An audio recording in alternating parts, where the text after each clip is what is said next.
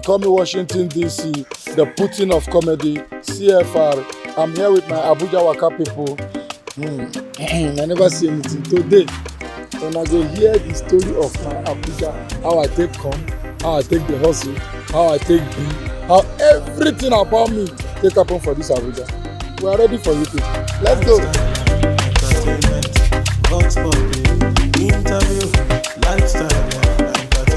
I'm from Imo State.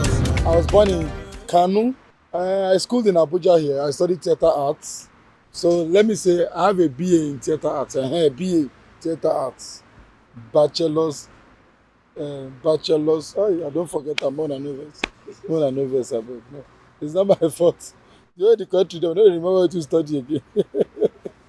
I won't lie to you. Since the last time I left school, I never read anything, whether flyer, whether newspaper. I never read them. I never feel like someone don't blame me. Bachelor's in something, Shanande they call them, man. I have BA in theatre arts. I'm from a family of 4. I'm the first. I'm single, not married yet. Preparing to get married, almost married. You understand? So, but I know say very soon we'll tie the knot.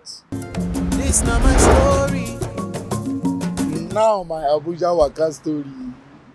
Abuja, I came into Abuja 1999.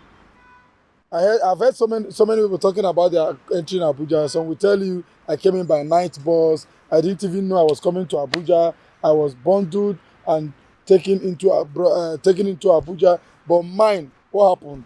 I was very stubborn in the village. So then my dad now said, this boy, if I leave you for village, you will finally be a native doctor. No, you need to come out. So I had my auntie who is working in foreign affairs. She stays in Abuja. They just came in that time. They posted her from Lagos. So she was in Abuja. She was comfortable. So she just said, since this boy is now following native doctor in the village and learning how to do herbs and this thing. No, that's not a plan for him. That they should bring me to Abuja. So because of my stubbornness, they brought me into Abuja. I came well low. I didn't enter night bus. So full transport, they send them, not with my money. Then when I was coming at the verse, I say, waiting, which kind of Abuja be this one? I was loving my village life then. Playing ogene, blowing flute. You know, doing all those oro. Father and mother game. Oh God. This story don't be here. You know they finish today. Like seriously, before you know it, boom, I was in Abuja. We don't enter. So as we enter that time, of course, now Abuja was not this developed. Everywhere was, still underdeveloped then. Bushes everywhere. We don't even come at that time. NTA resumes by 4 o'clock in the evening. So we wait for that time that they will draw the line, before you know it, network news go start. So that was how we came in. It was boring at first. It was really, really, really boring because nobody to talk to.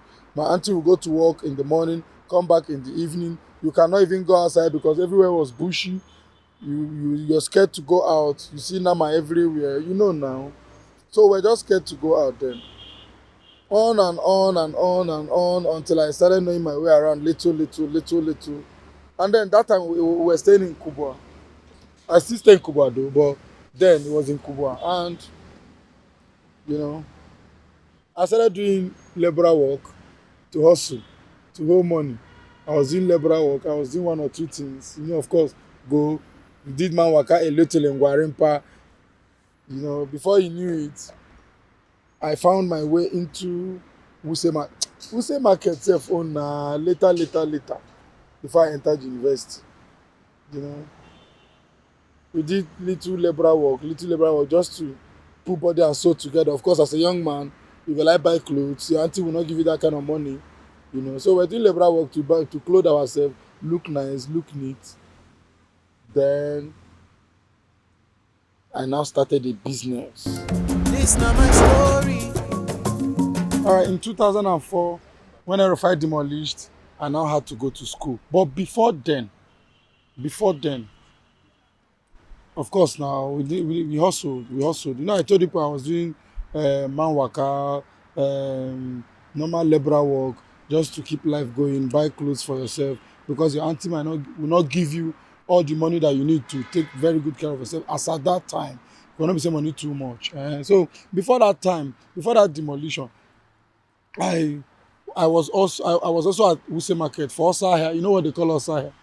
When you see a customer coming into the market, you walk up to that customer, madam, na me get this shop, na me get this shop. Anything you want to buy, we dey sell am. Na so we dey take hustle as at that time. Then after then, I did a little conductor, come do small driving. As a matter of fact, na my first time, one of my aunty wey bring bus from abroad as she was coming back from posting. In the night, when she park the car, I will go in the midnight, reverse, come front, reverse, come front, reverse the bus, come front. The next morning, I enter Kubu Abega. When I dey road, as passengers full inside the motor, I no sabi put gear one, gear two. Dem go dey shout, "You will kill me o! Thunder fire this guy. What is wrong with you? What is the problem? You want to burn?" There plenty story o. So after then, after that 2004, like I said, I got an admission in 2006 in Abuja University to study theatre arts. And then when I went into the university, before then I was also into drama in church. I was a winners member, still a winners member though, but we're into drama and comedy. So that was where the comic aspect of me started. So when I went to study theatre arts, the more of those comic side of me started coming out. So most of the characters they give me in school to play are comic characters, drums, play so many comic different characters of comics. Those are where they were giving me in school to act when we were in school. So and then I graduated, and you know, This not my story. who should I say helped me? Who should now? Let me say all my senior colleagues in Abuja as at then. I have Stainless Precious. He was very instrumental to my growth in the industry. I had Fred Bright then, very instrumental. Then Ambassador Wahala tried to. I think those were the people then that we were looking up to, you know, when we came into the industry. And then Puff Puff, yes, Puff Puff. He used to invite myself and my friend then. We used to do duo comedy. We used to answer Darlington and Washington. Yeah, so Puff Puff used to take us to his event then. We started with free events. We did free events. Those are how you pay your dues. Those days, Fred Bright will send you to an event. When you finish, he go tell you say you go collect balance. As you dey come back, they'll tell you, we've already paid him all o. We paid him finish o. Are they not free events? Sometimes you might not even have transport to leave the venue, but there's nothing you can do. This not my story. My lowest point, I think when they demolished our estate in Lugbe 2012, it really got to me because I'm also into real estate business. So there's an estate I was managing then, even while I was doing comedy. So we had a fallout with federal government, and the estate was affected. 500 housing units was affected. Built, completed. It was just remaining road network. Then the whole thing came down. As at that time, man, I felt like everything was just was like everything has like I felt like God has just left me. Everything has gone down because we were that time after that thing happened, we went zero. Confidence level was so low, you know. Cash was no longer coming in. So even while I was still doing event, but those money from property was really helping, you know. So when that thing happened, it really affected me. Even my creativity, it affected it because you need to be happy to be able to be creative. You know, so the things affected me very, very well at that time. This not my story. I've never even dreamt of leaving Nigeria, how much more Abuja. Abuja is the Nigeria that we know. I've never dreamt of leaving Nigeria. I've been abroad now. I went abroad and I stayed close to a year. People advised me to, I went to do events. People advised me to stay from there, run to another country. I said, no, I love Nigeria. I believe in this nation. And I know I'm going to make my millions and billions are in this nation. I know I'm going to make it. I'm so sure, I'm so confident. I know, I see it. Even while I sleep, I see it. I see myself swimming in money, making it in this country, putting smiles on people's faces. And one of my calling in life is to help, is to be of help to people. Of course, I've handled my show in Abuja. It's a very big achievement. Played in Hip TV.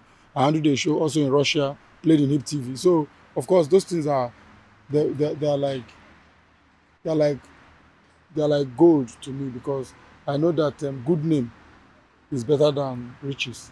So, that point I felt like, man, God has really been good to me. If you check now, comedy is beginning to tilt towards another direction. So, of course, we have to flow with the creativity.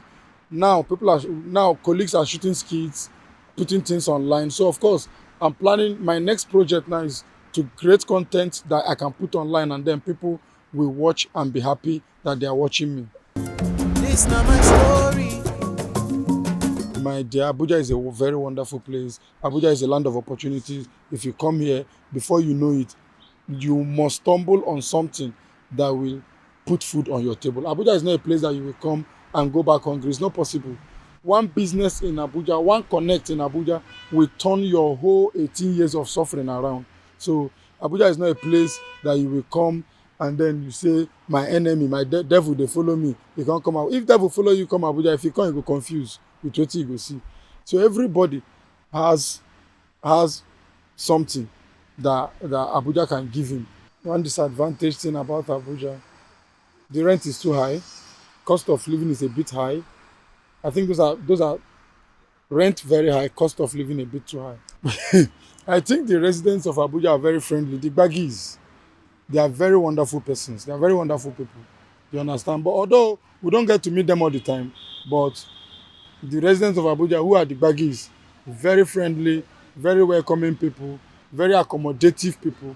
And then I love the fact that they let us into their land without even giving us any issues. So they are great people.